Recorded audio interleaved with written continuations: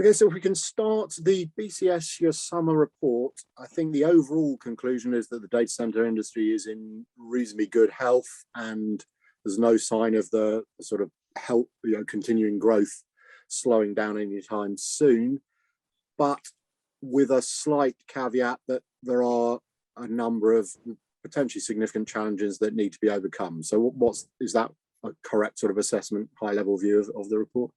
Yeah, no, absolutely. I think in terms of confidence going forward, I mean, our developer and investor respondents were the most positive ever. We've been going 10 years, and I say this is by far the most positive response we've had in that time.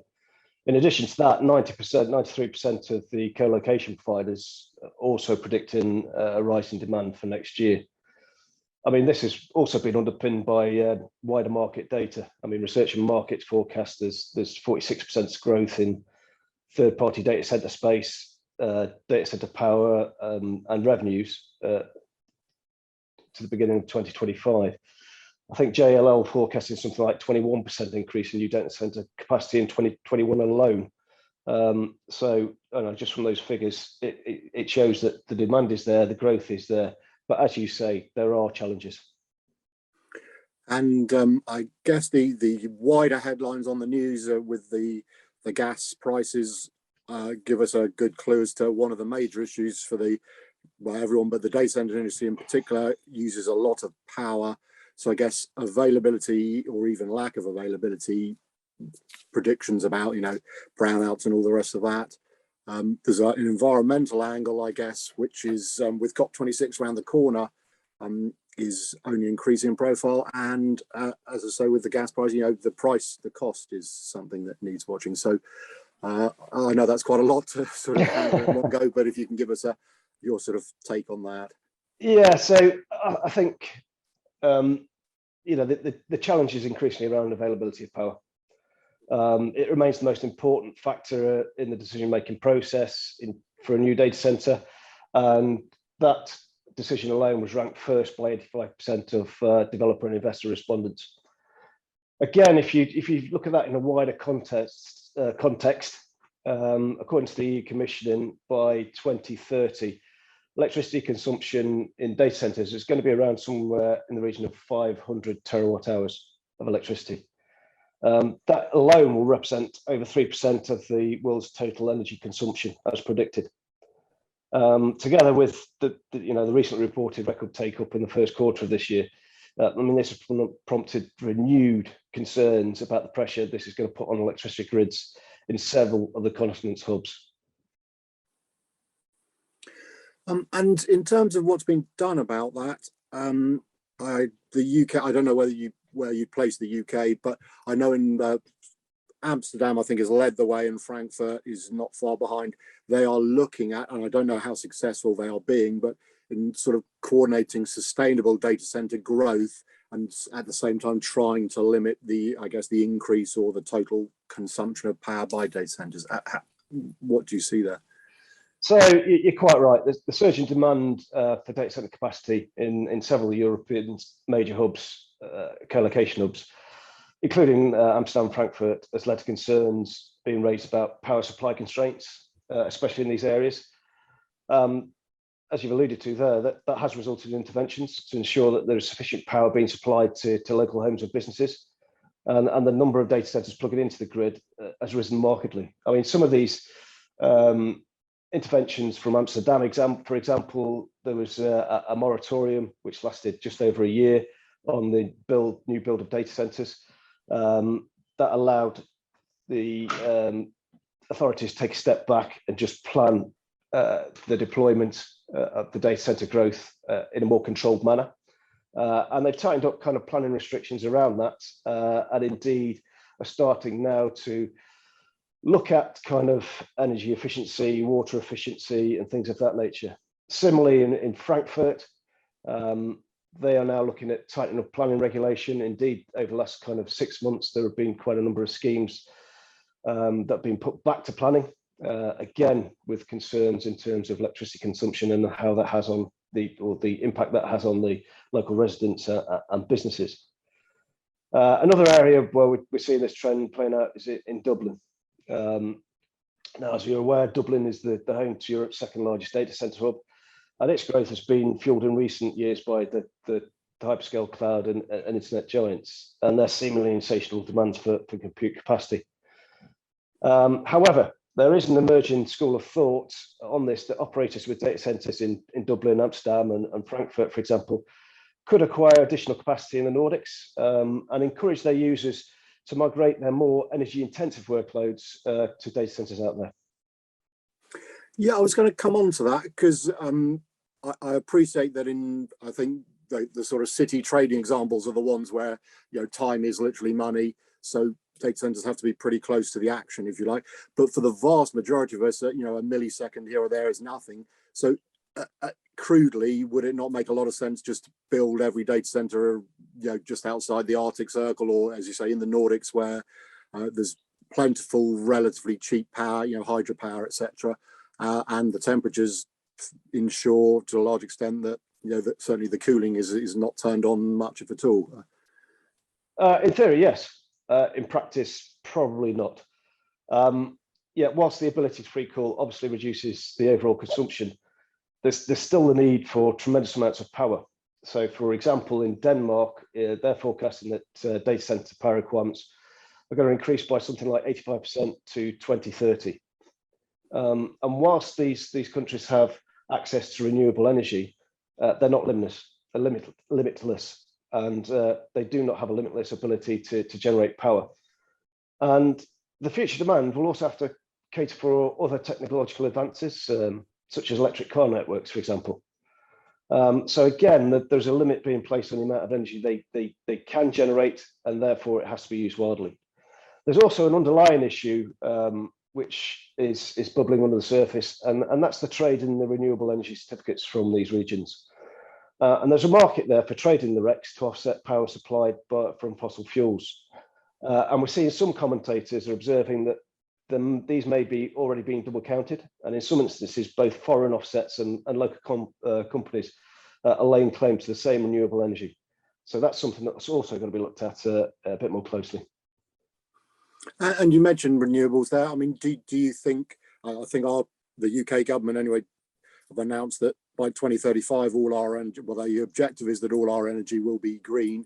Do you think the data center industry will inevitably, globally have to follow that? And I mean, at the moment, there seems to be sort of crude offsetting. We'll plant a load of trees and that'll offset our carbon, but at some point they will have to bite the bullet and go towards, whether it's hydrogen, I guess nuclear power. Clearly the data center industry probably ain't going to build those, but that kind of clean power is the future. Absolutely. As you've quite rightly said there, traditionally offsetting has been a monetary thing, buying a few trees, planting a forest, things of that nature. Obviously, with the amounts of energy that we're talking about and the generation required, that is just not sustainable. We're already seeing, data center operators, certainly the kind of the big five, investing heavily in renewable technologies, in battery storage and things of that nature. We're seeing vast solar farms being built to complement energy for these new data centers, and we'll continue to see that. We'll continue to see massive investment in those types of technologies. And if we sort of flip it on its head, there's sort of almost limitless increasing demand for consumption of digital services. Whether or not it's the data center industry's responsibility, do you think at some stage there has to be, if we're not all going to melt in the next whatever it is, pushback against this ever increasing consumption, and people will have to understand that taking endless pictures of their dog or their food in a restaurant is just not sustainable, and they either have to pay through the nose or they will just be limited in some way, shape, or to what they can consume? I think that's the conundrum we're facing, the challenge we're facing at the moment. I think there's a number of issues to address in that actually our generation was the first generation that had this limitless access to data. And it's a bit like a kid in a candy store. They're off and they're trying everything. I think with the generations coming through, they're more acutely aware of the climate change, the implications of that climate change and their impact on that change. So I think they will intrinsically use their devices, use that storage, use the processing in a lot better way than we probably have. Also, the fact I think you've got to look at, underlying for now, despite the rising demand for data, the ICT's electricity consumption is staying nearly flat. And this is because the increased internet traffic and data loads are being countered by increased efficiencies. And that includes kind of decommission older facilities in favour of ultra-efficient centres. And they, in the short term, are absolutely exploring ways to keep the industry's environmental impact in check. However, that challenge is there, it's in front of us, it's facing us, and it has to be addressed. And in terms of because the data centers obviously exist for a reason, which is to house all the IT, which then gives everyone what they want in terms of the service, the digital services. Do you think that the data center industry has any responsibility to open up a dialogue, or maybe it has and need to continue it, or increase the pressure on the IT, particularly, I guess, the hardware folks, to improve the efficiency of their kit, or are they already doing it and therefore, we just allow them to carry on? I mean, it's happening. It's no secret that data center equipment and servers put off a lot of heat. And obviously that then means there's a large portion of expenditures that come from the cooling, the air conditioning. I mean, that power consumption can be lessened by optimizing not just the cooling operations, but also the space and where the equipment is housed. So, we're already seeing measures being introduced where, workloads are being cleaned up and unnecessary equipment's being eliminated. There's the consolidation of virtual machines, and there's the virtualization of more workloads. We're seeing now a bigger drive to replace older, outdated equipment. And you're looking at the mantra that Google have just introduced, for example, which is kind of reuse, refurbish, or recycle. We're seeing the implementation of more efficient technology. I mean, we're seeing, again, some of the older data centers, especially those that are more than 10 years old, that are starting to replace cooling systems to improve efficiencies. And there's some interesting facts. I can't remember who it was who said that the average age of the data center is around about 9 years old. And you have Gartner now saying that anything over 7 years old is obsolete. So there's a huge challenge there in terms of how we bring all that old, inefficient equipment up to speed. You can do simple things like review running temperatures. You can start synchronizing server capacity and the loads that are put on there. And I mean, there's things like identify and kill the zombie servers. I mean, research shows that 25% of physical servers and I think 30% of virtual servers are comatose. So they're still drawing energy, they're still drawing and still costing money. So just identify them and nullify them. Okay, and in terms of the overall sort of objective of net zero, and again, I know it's a sort of global societal thing, but the data center industry, as as a significant part, is sort of committed to that. Do you think that is achievable in whether I think the European, I can't remember the name, the European initiative is 2030, I think, which sounds quite ambitious, but 2050 seems to be the generally aimed for net zero target. Do you think that is practical, or just by the very nature of what data centers are and do, they will always have a negative environmental footprint? I think whether it's practical or not, we're going to have to find a way, and it's as simple as that. And again, the data center industry is already looking towards these challenges. I mean, on-site power generation, for example, is not a new concept in the data center industry. Power redundancy and backup systems are absolutely essential to avoiding disruption of the services in the event of emergency or natural disaster. But by producing energy on site, data centers can not only take control of their own supply, but can also begin to tackle the other key challenge, which is, as you said, is the carbon footprint. And while generating energy on site doesn't automatically make a data center more environmentally friendly, it gives the opportunity to do so. Further, self-generated electricity could be used directly on site, while surplus energy that isn't needed right away can be stored in a battery system. I mean, that could be stored to be deployed later, either in emergency or smoothing. And in addition, any of that excess energy can often be fed back into the grid, either to create a an additional revenue stream, or as indeed to offset any of that carbon footprint. And just finally, before we move on, I mean, for example, in the UK, I think it's 2030, they're going to ban, the sale of petrol, diesel vehicles. We're all going electric. Do you think the data center industry is going to have a similar moment when legislation of some sort is going to say, this practice or that practice is no longer acceptable? Hopefully it's going to be given, a little bit of notice to get it out, but there will be a sort of a sea change moment when what they, current received wisdom is almost going to be turned on its head, or there's going to be a lot of potential pain to get somewhere. Yeah, we're seeing it now. We're feeling it now. And whilst there's the climate targets that have come in, they're going to ripple through. So again, in terms of what's now required through planning, the efficiencies that have to be attained, these parameters are starting to be tightened. And again, it's a challenge that we will rise to. I firmly believe we'll rise to, and we will overcome. Okay, and then one of the other challenges in the report, I think, was around the supply chain. I know there's an environmental angle on that because you've got your scopes 1, 2, and 3. So how far down that chain, but not necessarily talking about that. More the actual, and we've seen it again in the UK with various sectors, subject the HGV drivers and the turkey pluckers or whatever they are, that. But is the data center industry similarly, whether it's just the UK or more globally, struggling with the supply chain, whether it's human and or the actual infrastructure resources, or is all good and well? Yeah, I mean, as you said, the events of last week in the UK alone show how susceptible the supply chains are to the vagaries of the aftershocks with Brexit and the pandemic, and it shows you how fragile it is.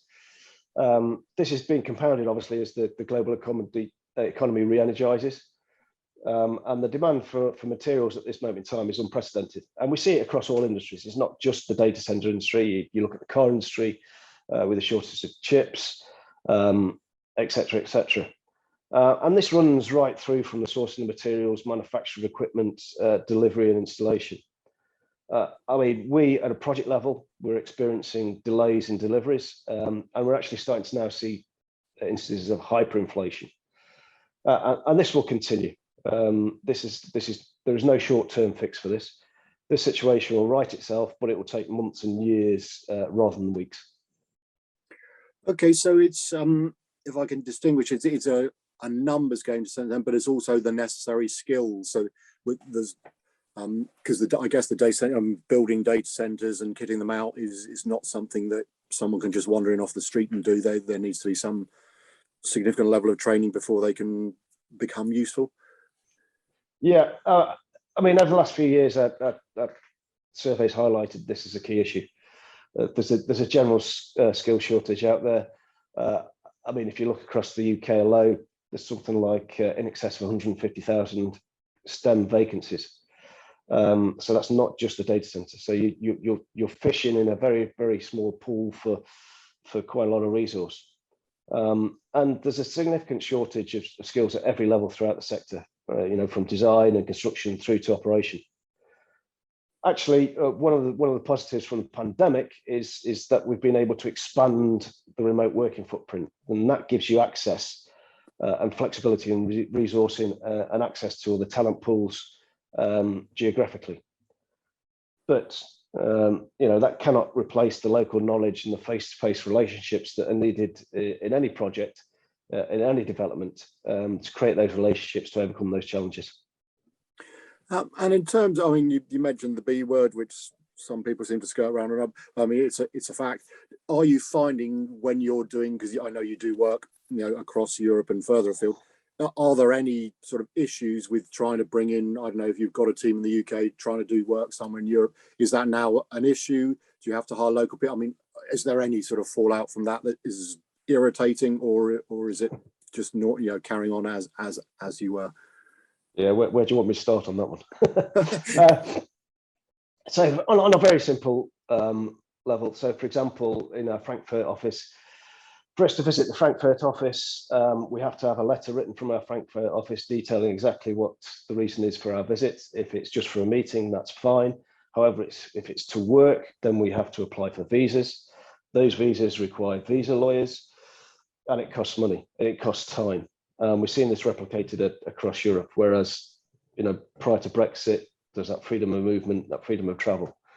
And vice versa. So that flexibility in the workforce and the workflows has been impacted. And, in years to come, maybe that'll be addressed, but certainly short term, it is having an impact. Similarly, in terms of how you spread that workload. So what we've tended to do is have global knowledge, but delivered locally. So, we've had teams of people who are experts in their field, and they may well be based in London, they may well be based in Frankfurt, in Milan, Stockholm, wherever. And we'll use that expertise wherever it's best deployed throughout Europe. But now the issue we're facing is the fact that our UK teams, it's becoming more difficult, it's becoming more bureaucratic, and it's becoming more bogged down in red tape. So that's just a simple snapshot of what we're facing. Bearing in mind sort of that, you say there's obviously added expense and there's supply chain. I mean, are data centers, I'm imagining data centers are becoming significantly more expensive to construct at the moment, or is the industry, as with, say, in the, we're talking about the gas prices, there's obviously a cap there, they're doing their best and resist. Is the data centers industry similarly trying to resist rising price, or is it costing, I don't know, 25% more to build a data center than it would be 2 years ago, or what's going on there? I mean, there's absolutely no doubt that in certain areas, certainly what we're seeing in things such as cladding, for example, there is an element of hyperinflation, and we see that being, here for kind of the short to medium term. And when I say short to medium term, probably over the next kind of 6 to 18 months before the market rights itself, it's re-energized, and we're back into full production. I think there'll be a re-evaluation of supply chain as a whole, because I think the one thing that the pandemic has highlighted is the fragility of that supply chain. So I think whereas you'll have overarching that global supply chain, you'll then have local suppliers. So in the event of some hiccup, that can be managed in a more efficient manner than it has been able to now. But again, that will cost money, that will cost investment. I think, the data center industry as a whole is one of the few industries that's emerged with credit from the whole pandemic. And I think it's been very adaptable, it's been very resilient, and it's been very agile. And I think taking that into account, these short-term challenges that we face, we will overcome. So whilst there will be localized impacts in terms of cost and time, I think those are short-term, and they will correct themselves. And do you perhaps think that, the data center industry is in a unique position in that it, as you point out earlier, 3% of all global electricity consumption is down to it, but it could very justifiably argue that without it, the carbon footprint and power consumption, just like us today talking, as opposed to me getting up to London, whatever, so it does save vast amounts of energy, etc. Do you think it perhaps, I'm not saying it can justify its consumption on that basis, but do you think it needs to be perhaps a bit more on the front foot and say, look, this is all the good we do, so just understand that at the same time as you're telling us to clean up our act? Absolutely, and there's an offset in that, and it's not only with things that we can feel and touch, the things like the remote working that we've had, the online shopping, the e-retail, hybrid working models, the online learning, the home entertainment delivery, all those kind of good things, will obviously have an impact of some sort.